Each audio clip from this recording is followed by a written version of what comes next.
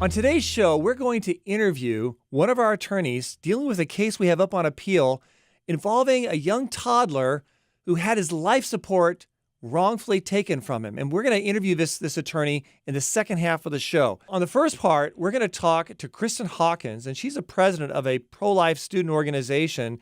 And she's going to talk about an atrocity that took place recently in front of a Planned Parenthood clinic. Kristan, thank you for joining us. Thanks for having me today. Now, Kristan, you are the president of a pro-life student organization, correct?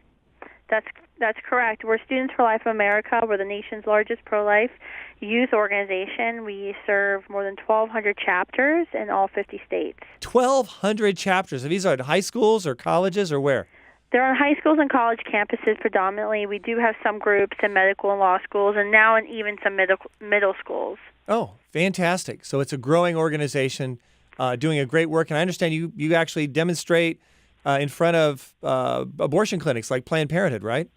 That's right. One of the activities we suggest that our student groups undertake is going in front of their local abortion facilities, so Planned Parenthood or another abortion facility in their community, and peacefully praying and sidewalk counseling in front of those facilities the days that they commit abortions, to be there offering hope and love to women who are there thinking that, sadly, abortion is their only option. Right. So you're not involved in screaming and name-calling and cussing out women in crisis. That would be the other side. Yeah, I think you're right. I've seen that from the likes of Planned Parenthood many times, and it's very reflective of who they are. That's your organization. Well, something happened in one of these circumstances involving Planned Parenthood. Tell us the story. What happened? Sure. Well, last month, Purity Thomas, who's a 15-year-old student leader of ours, she's one of our high school fellows. She started a Students for Life group in her community in Roanoke, Virginia last year. She was out in front of the Planned Parenthood on Saturday like she normally is. She was there alongside of our Students for Life group at Liberty University. They were praying and sidewalk counseling there, holding signs saying, Jesus loves you, there is hope, we can help you. They were talking to women who are going into the Planned Parenthood abortion facility there, telling them that they could get them help, that they could get them the health care that they need, they could support them. A woman came up and started verbally accosting them. She stole one of their prayer signs. And then, they started taping, as we've instructed them to do, to video, tape when situations tend to get heated like this. So the woman walked away, and then she came back and punched Purity in the face. She punched her? Purity fell to the ground, suffered a mild concussion. She punched her in the face. She fell to the ground, suffered a mild concussion. And folks, when you hear about the word concussion, we now know, medically speaking, it's much more serious than we thought in the past as far as long-term ramifications. So potentially, so this is very serious. This woman, was she an employee of Planned Parenthood or just one of their customers? We believe she was actually a patient of Planned Parenthood. The students did what we've trained them to do. They called 911 as soon as it happened. The police came. The students actually offered to show the police officers the videotape of the assault. Right. They did not want to see it. They went into the Planned Parenthood facility, spoke to the patient. She admitted to hitting Purity, assaulting a minor, and then the police left. So we've had an interesting situation there in Roanoke. We actually had to FOIA the police records, asking them why they did not press charges. So we got everything on tape, and you can go online and watch the assault happen right there. And they have yet to press charges. That's right. The police did not arrest the perpetrator. They refused to watch the video footage that the students had recorded of the assault happening. They refused to watch the video? Yes, and then in public statements after we went public, we took the story to Fox News. The police station actually released at one point that she wasn't injured, even though she was taken to the emergency room and treated for a minor concussion. And so they had to come back and redact that. So we've actually sought legal counsel for Purity there in Virginia, and Purity is pressing charges. Good. against this woman. But it's been an interesting situation to see kind of the police, how they responded to this situation. Right. And this especially when you're talking about assault of a minor. Right. This woman who hit her was an adult, and yet, yeah, because she was pro-life, because she was out there praying in front of an abortion facility, the situation was handled very poorly. Yeah, and the woman wasn't just a tiny little frail woman either. I don't want to get too much into details in this regard, but I mean, she was easily overpowered, this young 15-year-old girl. And we're talking about police not doing their jobs to date. And once again, what police department is this? I want America to know what we're dealing with and what police department we're dealing with that has so outrageously, to date, not been responsible in serving and protecting the people, and particularly this young, innocent 15-year-old girl from an assault and battery on its face. What is the police department again? It's the Roanoke, Virginia Police Department.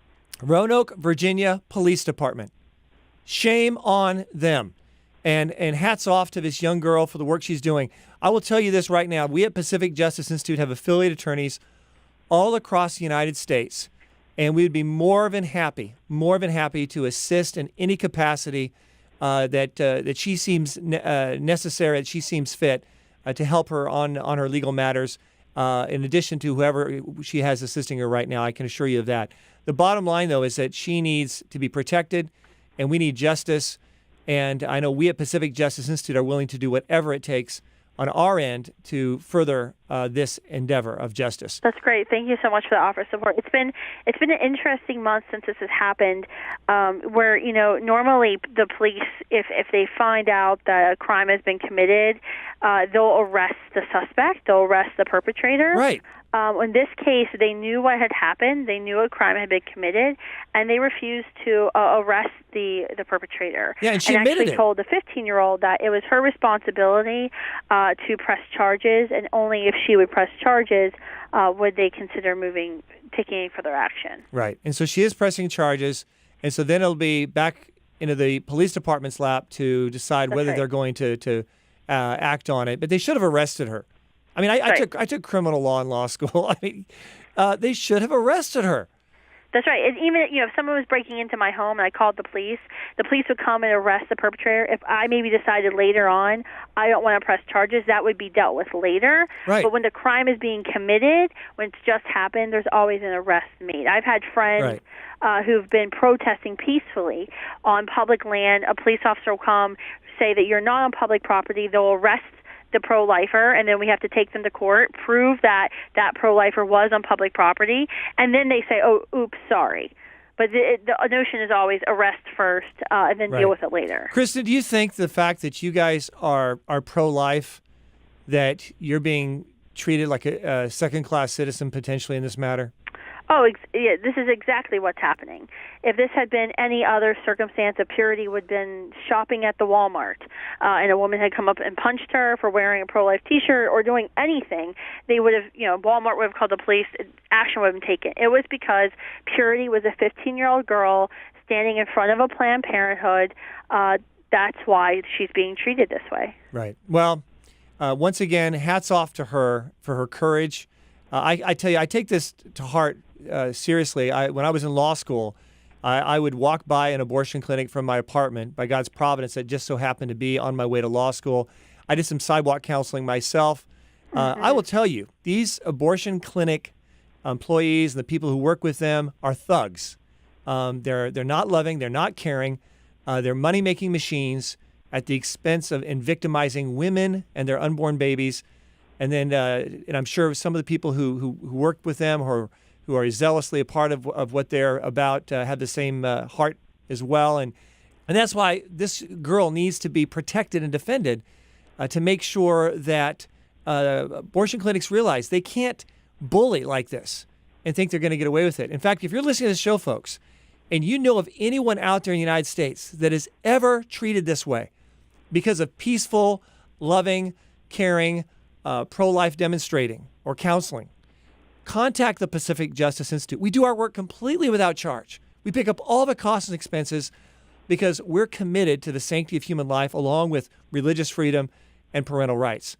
And so don't hesitate. Contact us. Go to our website, pacificjustice.org, pacificjustice.org.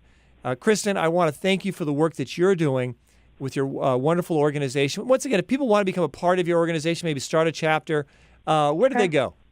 You can just go to our website, studentsforlife.org.